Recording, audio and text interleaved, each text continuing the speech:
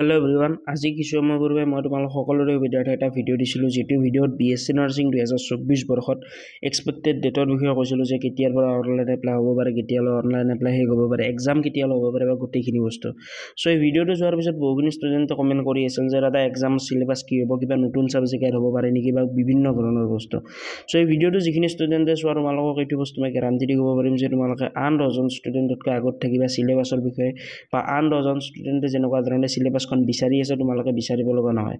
ভিডিঅ'টো প্ৰথমৰ পৰা শেষলৈ চাবা, তোমালোকে তেতিয়া ভালদৰে গোটেইখিনি বস্তু গম পাবা।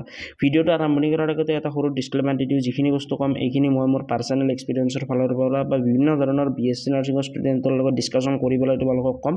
চ' মই যিখিনি ক'ম সেইখিনি একজেক্ট নহ'ব পাৰে, ইয়াতে কিছুমান সৰু সুৰা বস্তু মিছমেটচ হ'ব পাৰে, বাট যিমানখিনি ক'ম সেইখিনিত 99% একুৰেচি থাকিব। আৰু যিখিনি ষ্টুডেণ্টে ভিডিঅ'টো এতিয়ালৈ চাই আছে, অৰ্থাৎ তোমালোকে চিৰিয়াছ হয়, তোমালোকৰ BSc নাৰ্ছিং ডি ফাৰ্ম বা বি ফাৰ্মত এখন ভাল মেডিকেল কলেজত লাইক GMC AMC এনেকুৱা ধৰণৰ টপ মেডিকেল কলেজত চিট লাগে, দেন তোমালোকে যদিহে বৰ্তমানলৈ আমাৰ ক্ৰেছ কৰ্চ এনৰলমেণ্ট কৰা নাই, link in the description box enrol now. Already তাতে আমাৰ লাইভ ক্লাছ চলি আছে, ৰেকৰ্ডেড ক্লাছ চলি আছে, SSC HSৰ ফুল্লি মাষ্টাৰী কৰ্চ হয়। এই কৰ্চটো যিমানখিনি ষ্টুডেণ্টে লৈছে তেওঁলোকৰ ফালৰ পৰা কিমানখিনি ভাল ৰিভিউ আছে তোমালোকে এপত গৈ চাব পাৰা, তোমালোকে চালে গম পাই যাবা।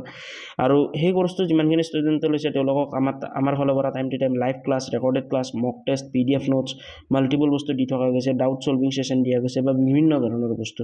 লগতে যোৱাকালি ৰাতি বা অৰ্থাৎ এই ভিডিঅ'টো মই বনাই আছোঁ 2024 বৰ্ষৰ এপ্ৰিল মাহৰ 9 তাৰিখে ৰাতি কাৰেণ্টলি প্ৰায় 9:12 হ'ল। চ' যোৱাকালি আমাৰ এটা লাইভ ক্লাছ লোৱা গৈছিল, যিটো আমাৰ গুগল মিটত হৈছিল, যিটো আমাৰ ৰেকৰ্ডেড ছেশ্যন দিয়া নগৈছিল। তাতে আমাৰ ডাউট চলভিং ছেশ্যন হৈছিল, লগতে বিভিন্ন ধৰণৰ বস্তু যিখিনি ষ্টুডেণ্টৰ মনত ডাউট আছিল, বুজি নোপোৱা বস্তু আছিল, সেইখিনি বস্তু বুজাই দিয়া গৈছিল। চ' এনেকুৱা ধৰণৰ আমাৰ ডাউট চলভিং ছেশ্যন হয় যাতে তোমালোকৰ প্ৰিপেৰেশ্যন ভাল হয়। চ' যিখিনি ষ্টুডেণ্টে এতিয়ালৈ ক্ৰেছ কৰ্চত এনৰলমেণ্ট কৰা নাই, link in the description box enrol কৰি লোৱা। সময় যোৱাৰ পিছত অৰ্থাৎ মাছটো গুচি যোৱাৰ পিছত খৰ মাৰি একো লাভ নাই। পৰীক্ষাৰ আগতে ক্ৰেছ কৰ্চ লোৱা, ভালদৰে ষ্টাডি কৰা, আমাৰ বুকছখন ফ্ৰী পাবা, সেই বুকছখন ফ'ল' কৰা। 110% গেৰাণ্টি দি ক'ব পাৰিম সেই কৰ্চটো ল'লে কিবা নহয় কিবা এটা ভেলু পাবা। তাতে যিখিনি ষ্টুডেণ্টে পঢ়াই আছে তেওঁলোকৰ টপ লেভেল কলেজত বৰ্তমান সময়ত ষ্টাডি কৰি আছে, 3rd ইয়াৰ 4th ইয়াৰ 2nd ইয়াৰত, তেনেকুৱা ধৰণে, যাৰ ফলত তোমালোকে বিভিন্ন ধৰণৰ বস্তু শিকিব পাৰিবা। লাইভ ক্লাছ হ'ব, ৰেকৰ্ডেড ক্লাছ হ'ব, মাল্টিপল বস্তু। So' link in the description box enrol now. At the time of enrolment যদিহে তোমালোকে কিবা ইছ্যু পোৱা, দেন স্ক্ৰীণত শ্ব' হৈ থকা কণ্টেক্ট নাম্বাৰটো তোমালোকে যোগাযোগ কৰিব পাৰা। আমাৰ টিমে উইদিন 10 to 15 মিনিটছৰ ভিতৰতে তোমালোকক ৰিপ্লাই দি দিব, যাৰ ফলত তোমালোকে ক্ৰেছ কৰ্চটো ইজিলি ল'ব পাৰিবা। আৰু আমাৰ ফিজ ওৱান টাইম হয় 1049 ৰুপিজ। যদিহে তোমালোকে কুপন কোড ইউজ কৰা OFF200, এই কুপন কোডটো ইউজ কৰাৰ লগে লগে তোমালোকে ইনষ্টেণ্টলি 200 ৰুপিছৰ ডিছকাউণ্ট পাই যাবা আৰু ইফেক্টিভ প্ৰাইচ হ'ব 1049। এই 1049ৰ ভিতৰত এবছৰৰ বাবে লাইভ ক্লাছ থাকিব, ৰেকৰ্ডেড ক্লাছ থাকিব, ভেলিডিটি এবছৰ থাকিব।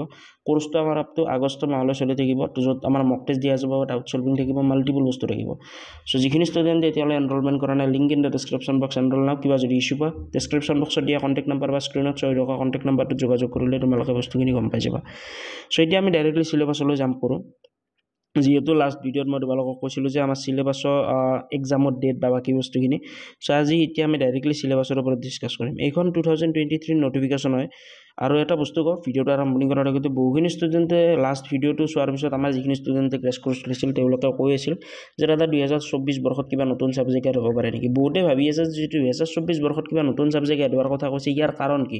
তো একজেক্টলি মই বস্তুখিনি কৈ দিওঁ। বহুখিনি ষ্টুডেণ্টে গম নাপাব পাৰা যে মই বহুত আগৰ পৰা ভিডিঅ' বনাই আহি আছোঁ। চ' সেইবাবে তোমালোকক কিছুমান বস্তু মই মানে ইণ্টাৰলিংক কৰি কৈ দিওঁ যাতে তোমালোকে বস্তুখিনি বুজি পোৱা। চ' চাবা, তোমালোকক এটা বস্তু কওঁ, 2022ত যেতিয়া তোমালোকৰ BSc নাৰ্ছিঙৰ এক্সাম হৈছিল, যিটো এক্সাম তোমালোকৰ 2022ত হৈছিল। চ' 2022ৰ এক্সামৰ চিলেবাছৰ আছিল টোটেল 150 মাৰ্ক আৰু ফিজিক্স, কেমেষ্ট্ৰি, বায়'লজি পাৰ ছাবজেক্ট 50 মাৰ্ক কৈ আছিল। কিন্তু 2023ত এইটো ৰুল চেঞ্জ কৰি 100 মাৰ্কৰ এক্সামটো কৰিলে আৰু নতুনকৈ ছাবজেক্ট এড কৰি দিলে ইংলিছ। চ' 22ত তোমালোকৰ ইংলিছ নাছিল, 23ত ইংলিছ দিলে, মাৰ্কিং পেটাৰ্ণ চেঞ্জ কৰি দিলে। চ' বহুখিনি ষ্টুডেণ্টে এতিয়া ভাবি আছে যে আমাৰ 2024 বৰ্ষতে কিবা নতুন ছাবজেক্ট এড কৰি দিব পাৰে নেকি। বহুখিনি ষ্টুডেণ্টে এইটো ভাবি আছে বা ভাবিব লগাটো স্বাভাৱিক কথা, কাৰণ অসমৰ বাহিৰত যিমানখিনি আদাৰ ষ্টেট আছে, যিমানখিনি ইনষ্টিটিউশ্যন বা ষ্টেটৰ ভিতৰত INC মানে হৈছে ইণ্ডিয়ান নাৰ্ছিং কাউন্সিল। যিমানখিনি ষ্টুডেণ্টে নাজানে, আমাৰ অসমৰ প্ৰত্যেকখন নাৰ্ছিং কলেজ INCৰ আণ্ডাৰত চলি থাকে।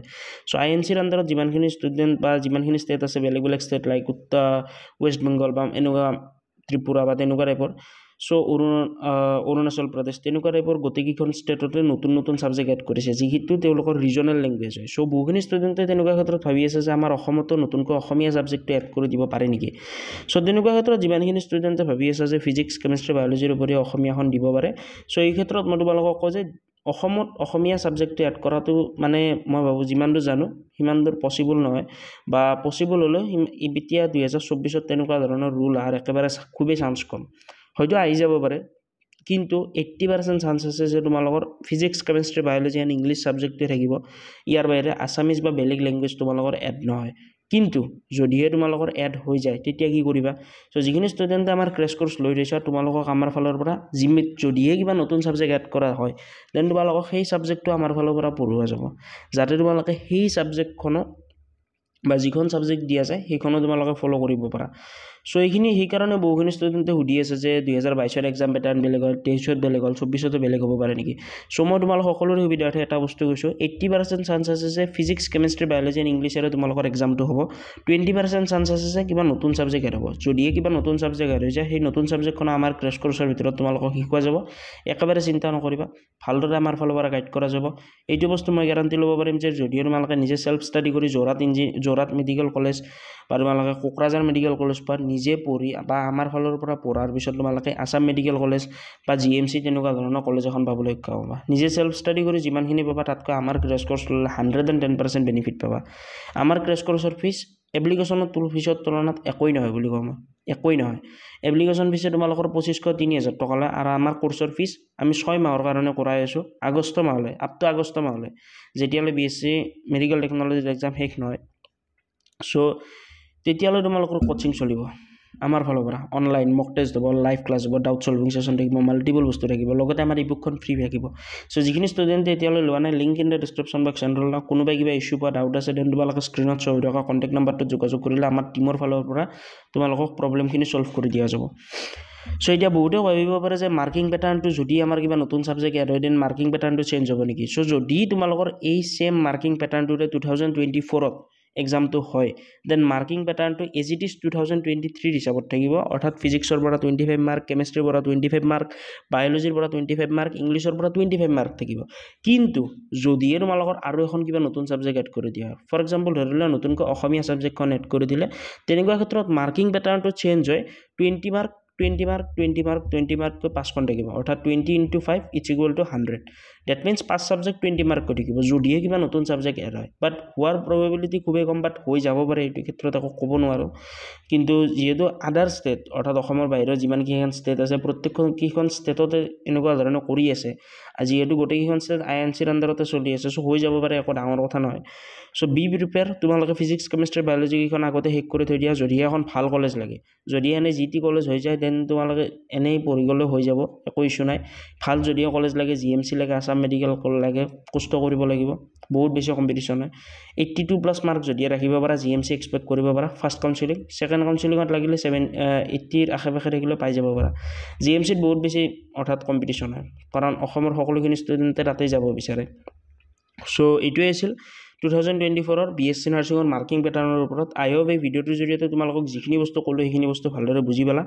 আৰু এই নটিছখন কিন্তু 2023 হয়, 2024ৰ এই নটিফিকেশ্যনখন নহয়, সেইটো মই আগতে কৈ দিলোঁ, কাৰণ বহুতে ভাবিব পাৰে যে 2023ত নটিছখন আহিছে। ইয়াতে চাব পাৰা এপ্ৰিল মাহৰ 17 তাৰিখে 2023 বৰ্ষত এই নটিছখন আহিছিল। চ' একৰ্ডিং টু দিছ নটিফিকেশ্যন মই তোমালোকক গোটেইখিনি বস্তু ক'লোঁ, আৰু আই হোপ এই ভিডিঅ'টোৰ জৰিয়তে বহুখিনি বস্তু গম পালা। আৰু এটা ভিডিঅ' বনোৱাৰ আগত আমাৰ ফালৰ পৰা প্ৰপাৰ ৰিচাৰ্চ কৰা যায় যে আদাৰ ষ্টেটত কি হৈ আছে, যিখন বৰ্ডৰ আণ্ডাৰত চলি আছে সেই বৰ্ডখনে বৰ্তমান সময়ত কেনেকুৱা ধৰণে পাৰফৰ্ম কৰি আছে। চ' গোটেইখিনি বস্তু ভালদৰে বুজাবলৈ ট্ৰাই কৰিলোঁ। আই হোপ এই ভিডিঅ'টোৰ জৰিয়তে গোটেইখিনি বস্তু গম পালা। যদি ভিডিঅ'টো ভাল লাগিল নিজৰ মাজত সীমিত নাথাকিবা, নিজৰ বন্ধু বান্ধৱী ভাইটি ভণ্টিসকলৰ লগত ডেফিনেটলি ভিডিঅ'টো শ্বেয়াৰ কৰিবা, যাতে এই ভিডিঅ'টোৰ জৰিয়তে তেওঁলোক উপকৃত হয়। চ' আজিলৈ মানে জয় আই অসম। যিখিনি ষ্টুডেণ্টে এতিয়ালৈ ক্ৰেছ কৰ্চ এনৰলমেণ্ট কৰা নাই, link in the description box, enrol now, next level value পাবা। Thank U.